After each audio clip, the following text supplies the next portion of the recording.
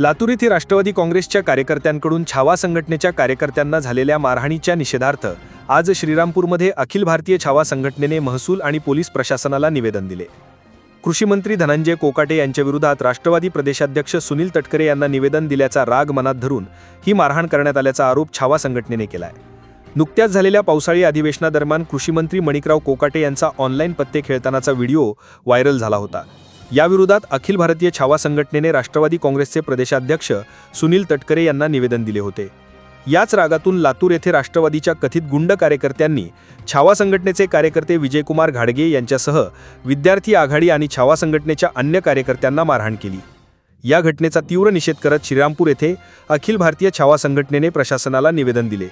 जिल्हाध्यक्ष नितीन पटारे यांनी निवेदनात सूरज चव्हाण आणि त्याच्या साथीदारांना तातडीने अटक करून त्यांच्यावर मोकाका म्हणजे महाराष्ट्र संघटित गुन्हेगारी नियंत्रण कायदा अंतर्गत कारवाई करण्याची मागणी केली आहे।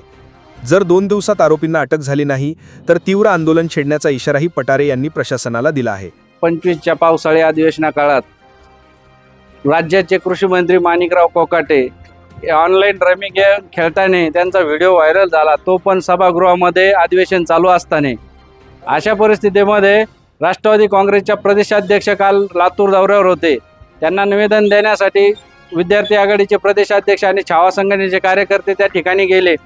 त्यांचं म्हणणं रास्त मागणी हीच होती की आपण असा कृषी मंत्री ठेवू नये। याआधी बी शेतकरी आत्महत्या, शेतकरी कर्जमाफी आणि पीक विम्याबाबत बेताल वक्तव्य कृषी मंत्री मणिकराव कोकाटे यांनी केली आहे। असा कृषी मंत्री दुर्भाग्याने महाराष्ट्राला लाभला, तो कृषी मंत्री आपण ठेवू नये। आपल्या राष्ट्रवादी काँग्रेस पार्टीला हा कलंक आहे आणि संपूर्ण राज्याच्या शेतकऱ्यांचं भवितव्य ज्या कृषी मंत्र्याच्या हातात असतं, त्या कृषी मंत्री असा पत्ते खेळत जर बसला तर मग ते काय ध्यान देणार शेतकऱ्याच्या प्रश्नावर। त्यासाठी त्याला हटाव म्हणून निवेदन दिलं।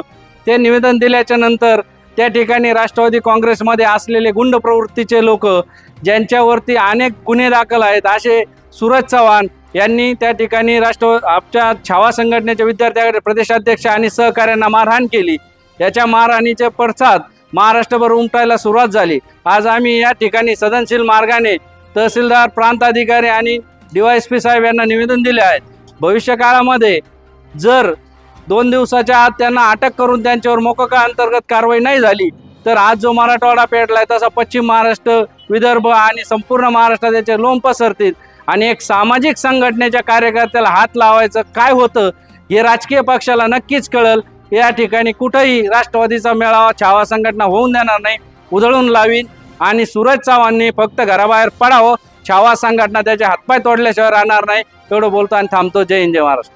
सदरच्या आंदोलनास छावाचे जिल्हाध्यक्ष नितीन पटारे पाटील, शहर अध्यक्ष शरद बोंबले पाटील, अक्षय पटारे, गोरख शेजूळ, राजू भिंगारे, निलेश बनकर, भाऊ गुंजाळ, प्रदीप पटारे, विजय सालालकर, बाबासाहेब भणगे, राहुल तारक, मयूर पटारे, दादा शेजूळ, रोहन पटारे, दिलीप भागडे, अमोल शितोळे, विशाल पटारे, सतीश बेल्लेकर, रोहित उंडे, विकास उंडे आदी उपस्थित होते।